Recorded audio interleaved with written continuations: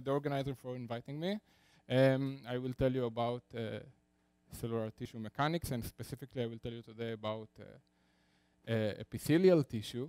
This is the work done with Mark Bowick and Christina Marchetti from Syracuse University. But I need to start and tell you about what are epithelial tissue.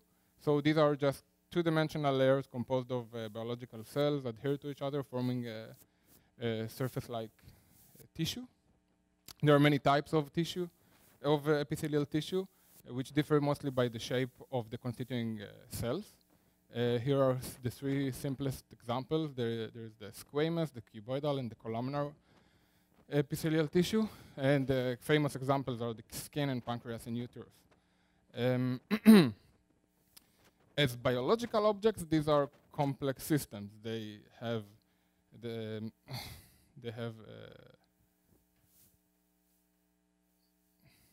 sorry, what was it? It was noisy by now, right? And suddenly it stopped, so it confused me, sorry. So it is a complex system with cells can divide and they can be mobile. So in principle, the behavior of cellular tissue is complicated, but the reason I'm telling you about this system is because sometimes, despite of the complication, there are unique behavior that can be explained based on very simple rules. And there are many examples. Today I will tell you about one example, and then I will show you about a new way to describe such materials. So the system I will tell you about to motivate my talk is from a paper published 3 years ago by Park et al. About bronchial epithelial tissue, which are just the layer that lining your lungs. In their study, they were interested in the differences between epithelial tissue, bronchial tissue from asthmatic and non-asthmatic donors. So what you see here this is a tissue that was cultured on a petri dish with cells taken from a non-asthmatic donor, and this is from asthmatic donor. And what are you going to see are videos that show the motion of these tissue. So each cell is going to push its friends and to try to crawl. So what you can see is that in the non-asthmatic case, there is a clear motion. Cells are able to push their friends and to propagate, so there is some kind of flow, so it is a fluid-like phase. After 8 days, this motion stops. And there are evidences that support that cells still try to crawl, but there is some solidification. With the asthmatic donors, even after 14 days, you can still find that cells are able to propagate and there is still a motion. Now, as I said, this is a complicated system, but in this case, you can completely forget about the origin for the motion and why cells push their friends and what determines their geometric properties of each cell. But you can just ask simple questions like, what is the relation between the local geometry of each cell and the global behavior? And this is what they did in this work. They study the relation with a parameter named the shape parameter. So for each cell, you can measure the perimeter and area and define this dimensionless number. There is a lower bound on it for the circle. A circle has a 3.545, and any other shape has a larger one. And if you have large shape parameter, it means that the shape is elongated or have arms. And what they found by measuring averages from different donors and different cultures from the same donor, here is what they found. This is the non-asthmatic case. After 6 days, the shape parameter reaches a critical value, approximately 3.81. And in the asthmatic case, it does not reach this value. Now, you might be worried about these very large error bars, but using statistical methods of bootstraps, they were able to show that there is a probability of 95% to be on a much, much smaller window here. So you can believe these results But you should still be suspicious. I will tell you later why. But this invites a hypothesis. It is possible that what determines this mechanics is the shape parameter. So we will not ask what is the biological origin of this shape parameter, but we can ask, given this shape parameter, what is going to be the mechanics. And to explain this, the authors of this work, what they did was to go to a very famous model known as the Vertex Model and to study the mechanics. So now I'm going to describe it. The Vertex Model originally used to study soap bubbles, soap foams, but later by Honda and Schreiman and Uliker adapted to study mechanics of cellular tissue. So what is the Vertex Model? Here is an example of a piece from a cellular tissue. As you see, it is a three-dimensional object. But we will be interested now in planar tissue. So we are, if they are remain planar and the thickness is much smaller than the system size, we can describe it using the projection. And in this Vertex Model, there is an approximation for shaped cells as polygons. Although they must be polygons, but they don't have to be polygons, but it's just an approximation. And now we can say that there is a mechanics associated with this network. So the mechanics says that once you get, you have a configuration of your cellular tissue characterized by the vertices of the polygons, you can associate with it an energy. And now I will explain you each term here.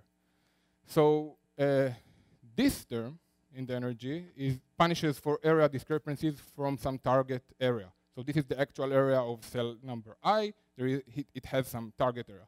What it describes actually is three-dimensional deformation. If the thickness is changed, there is some energetic cost. It is assumed that there is some preferred thickness. And if you assume conservation of volume, something that is not, but you can argue about it, but it's just the simplest model. Then you have a cost associated with thickness, so it is effectively like energy associated with area discrepancies. There is another term, the perimeter for each cell, that comes from cell contractility. At the top of each cell, you have a contractile ring. It contracts, and if you have a different perimeter, you pay energy. Another term comes from effective line tension that is due to some cahedrin molecule sitting between the cells and making an effective adhesion. Now you can rearrange this functional to a simpler form by completing the square, and you have two main terms, one that punishes for area discrepancies and one that punishes for perimeter discrepancies. Now you can characterize this functional using two-dimensionless numbers, which are the ratio between the rigidities and the shape parameter. But now this shape parameter in this theory is not the one that measured in experiment. It is the target one. You have target perimeter and target area. Okay? So it can be a field that is that characterizes the local preferred state of each cell. Now, what they did in their work, they studied this model. They said the following argument. We observe fluid-like behavior. Fluid-like behavior corresponds to rearrangement of cells locally. So here is how it looks like. You have, for example, 4 neighboring cells. Rearrangement corresponds to shrinking this edge to a point and then open it in the transverse direction. So you have local rearrangement. And flow is collective behavior of such many, many local rearrangements. So the question would be, what is the energy barrier for such a local rearrangement as function of the shape parameter? So here is the numerical result. They studied it for different rigidity ratios, and they found always that as function of the shape parameter, below some critical value, 3.81, you have finite energy barrier, and above it you have a very small, almost zero energy barrier. And comparing with this experimental result, everybody should now be very happy. We have a very simple model that recovers this kind of situation. And it is really nice, but the question is, what is this 3.1 number, where it comes from? So I talked with the guy that simulated this Vertex model, the Max B from Northeastern University, and what I asked him is, what would happen if you take not a disorder or network of cells, but a perfect hexagonal lattice. And what you get apparently is not 3.81, but a different number. You get 3.72. And for the disordered case, you get 3.81. The origin of this number is very simple. It's just you remember I told you that there is a lower bound on the shape parameter, but this is for all shapes. If your shape is hexagon, the lower bound is 3.72. And if it is a pentagon, it is 3.81. Why pentagon is relevant for the disordered case? It is not clear now. Later I might suggest an explanation. But this now raises several questions.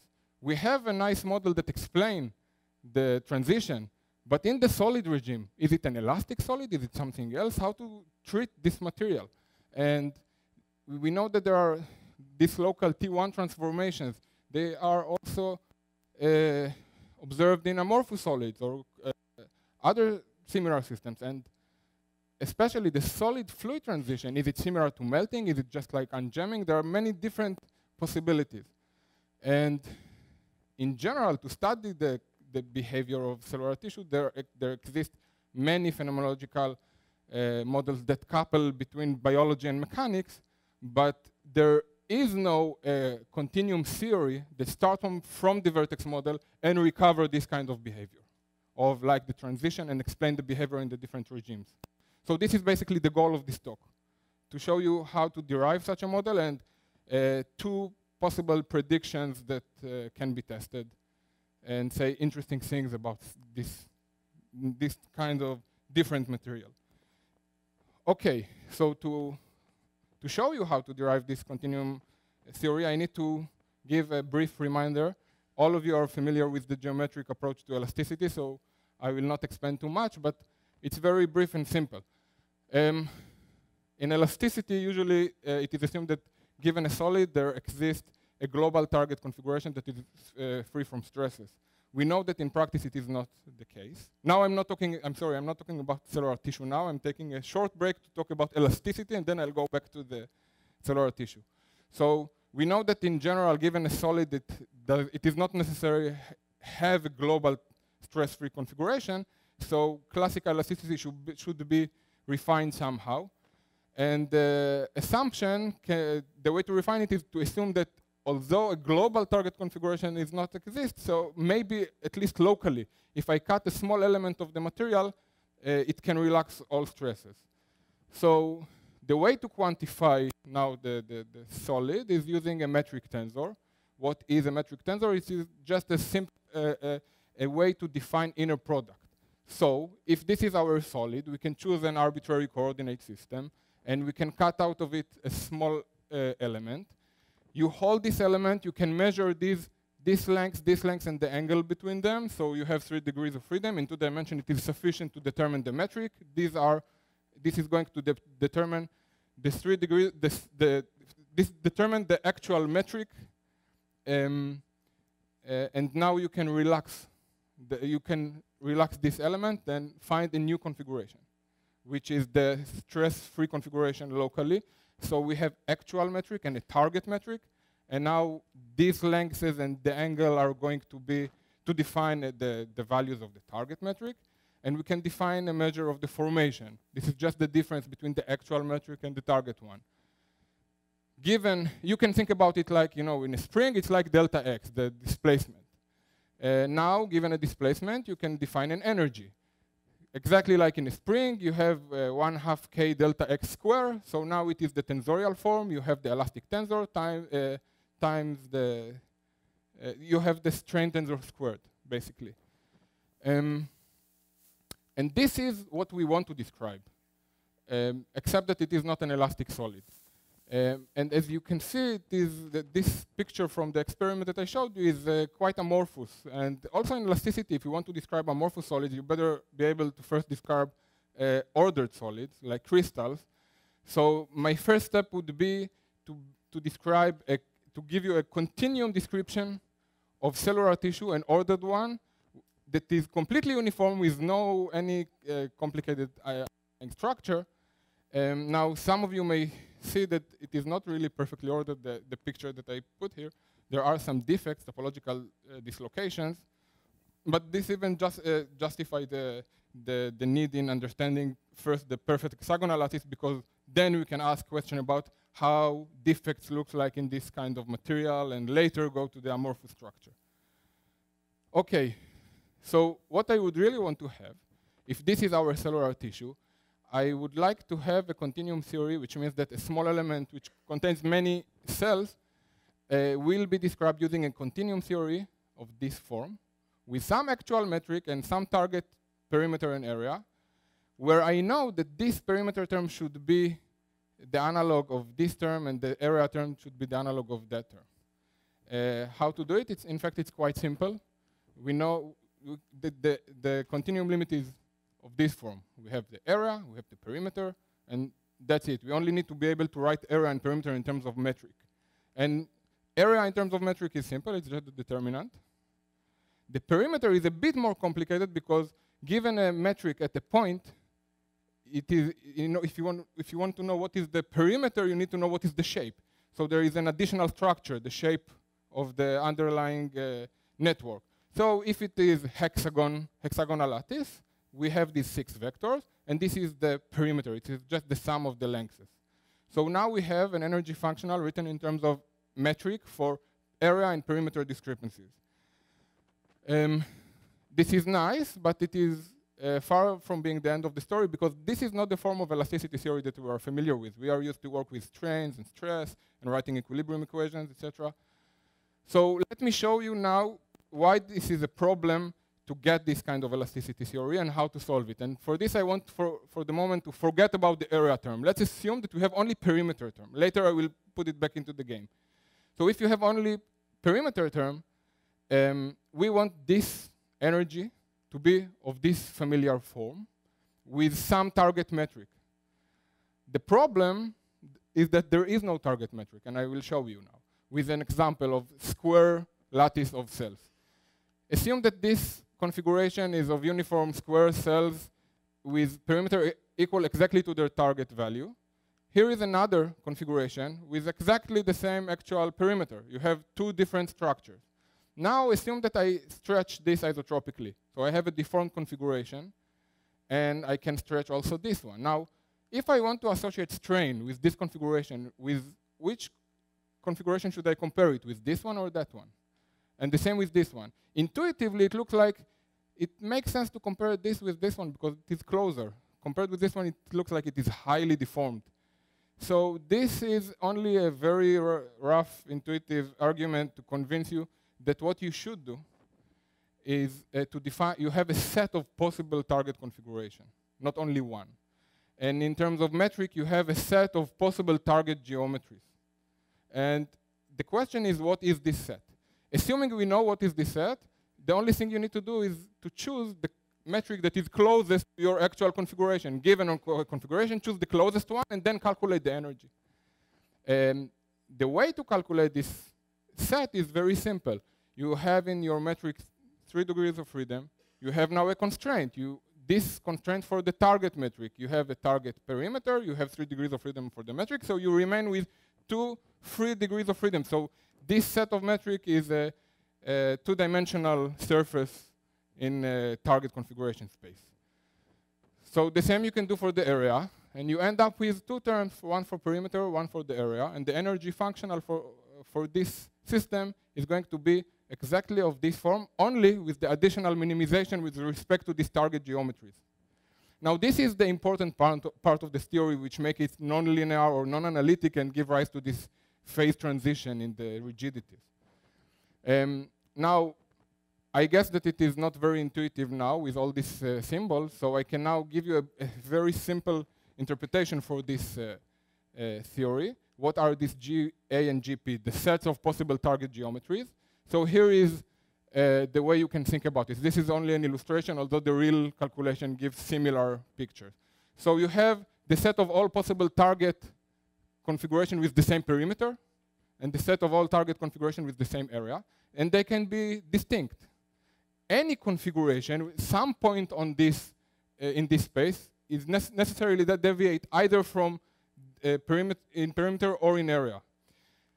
The relative configuration of these 2 surfaces depends on the shape parameter.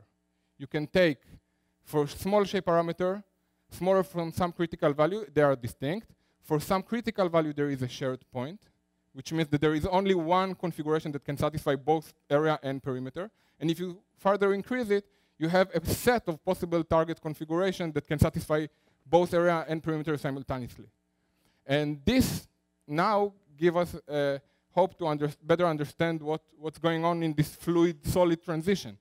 If you are below some critical value, you are frustrated, you cannot satisfy both simultaneously. Above this value, you can satisfy both simultaneously. And what are these values is just a simple calculation of this matrix. And what you get is that for hexagonal lattice, it is 3.72. For pentagons, local pentagon will give you 3.81. And now, the question would be, okay, so what can we do with it? So we can first study uniform networks of cells, and we can just stretch them and ask what is the effective Young's modulus. So here is the result for, this is an energy displacement curve for incompatible, critically compatible, and compatible tissue. And what you get is that for the incompatible case, the energy is gapped. And you can now estimate the Young's modulus based on approximating the curve right behind the minima to a parabola. And what you get is this effective Young's modulus, about 3.72. The Young's modulus is very, very small. So this is consistent with this picture of having a very low resistance to local rearrangement. If the Young's modulus is very small, so you can rearrange locally very easily just by pushing your neighboring friends. As I said, here it is 3.81 for the amorphous case, and my guess is that it really depends on the distribution of the cells. My guess is that in their simulation, there was mostly pentagons, heptagons, and hexagons, but if you have many triangles, you can get completely different numbers. So my guess is, according to this calculation, is that it's going to be strongly depend on the distribution of the polygons type that you have. So this is the source for the difference, but the main message is that the emergence of rigidity here is just a result of geometric incompatibility between these two sets of metrics. Now I have how much time? Okay. No, but I started 5 minutes earlier, so I take another 5. Okay. So now 2 predictions. I want to give 2 predictions, one for the compatible regime and one for the incompatible. I will start with the incompatible case, okay? So this is the energy functional that we have. It is the usual one plus this minimization, right?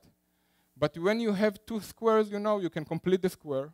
It is a standard exercise even in this tensorial form. And what you can get is effective target geometry, which is a function of G bar P and G bar A and the elastic tensors, plus a residual term which is not a function of the actual metric. It depends only on these target metrics and elastic tensors. But we still have this minimization. In this case, you know, you have these 2 target geometries, so you have a preferred, effectively, some actual metric that minimizes this energy. So let's say that we found that without any external load, this is the optimal configuration and target geometries for this cellular tissue. So we can expand this energy around this minimizer, okay? So for small deviation, it is just like elasticity, but if you're really still aware of the existence of target geometries, you get something a bit different with this minimization. So we have a regular elasticity with target metric, and something that is positively definite for deviations in the target geometries. Now, when I see it, I'm very excited because this is exactly what describes plastic events in amorphous solids. The target geometry is a fixed properties, but if you change the intrinsic geometry just by local rearrangement, it can cost you energy. This is like the energy barrier that we had before.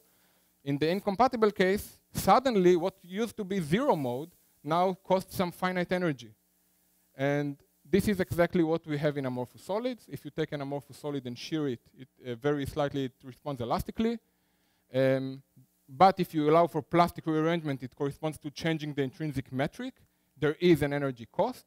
And now, if you ask what will be this rearrangement, you should to minimize with respect to all possible target geometries while taking this cost into account. And in a previous work with Itamar Procaccia and George Henschel, we showed that if you take such a solid and put some distribution of defects in it, of local defects, and it strengthens the material. Strengthening it means that if you will shear it, there will be a shear band. If you add this defect, the shear band will form only for higher critical strain. This suggests that, you see it is just exactly the same form. So it suggests that are there shear, the question, are there shear bands in such cellular tissue? And the answer is that, in fact, yes. And it is a common trick in simulations. If you simulate uniform lattice of hexagons, you immediately get shear bands. So the trick to avoid this in vertex models is to introduce some disorder into this shape parameter, and this prevents this formation of shear bands. And just a second, so the first prediction is that there will form a shear band, and the critical strain for forming this shear band really depends on the variability of the shape parameter, very similar to the amorphous solids. Yeah.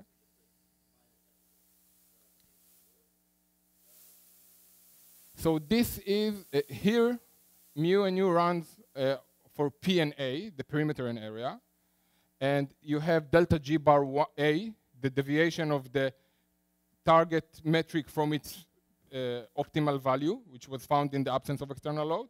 So this is like changing the intrinsic geometry inside the space of zero modes. But because of the incompatibility, it costs you some finite energy. Yeah, there is a contraction in this mu and u. Yeah. Yeah.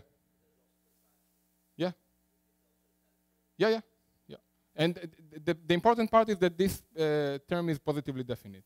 So this is a finite cost for local rearrangement in this zero mode field. It's something that you calculate from the G0 in the previous calculation. No. Just a second, I'm going to complete it. I need 1 minute, is it okay? So the last thing, I will not show you how I calculate it, but in the compatible regime, you have 2 target metrics. And you can ask the following question. If I take this surface and I want to impose it on a curved surface, in elasticity, we know that stretching must be part of the story, and you can never do it isometrically. But now, in the compatible regime, since you have so many degrees of freedom, the only thing that you should satisfy is satisfying the target area, target perimeter, and require that this should be the same to describe the surface. And these are only 5 constraints. So it appears that a simple calculation shows that you can take this model of epithelial tissue, impose it on a curved surface without deviating. So it is a new kind of isometric embedding of curved surface of cellular tissue to curved surfaces. And this is important if we want to understand the bending of epithelia. I would only just want to conclude there are possible applications now, because if you understand defects in this geometry, or the phase transition can be interpreted not as an unjamming, but really as a fluid exotic phase transition. And since I'm over time, I will leave it here and thank you. And we'll thank Mark and Christina for this.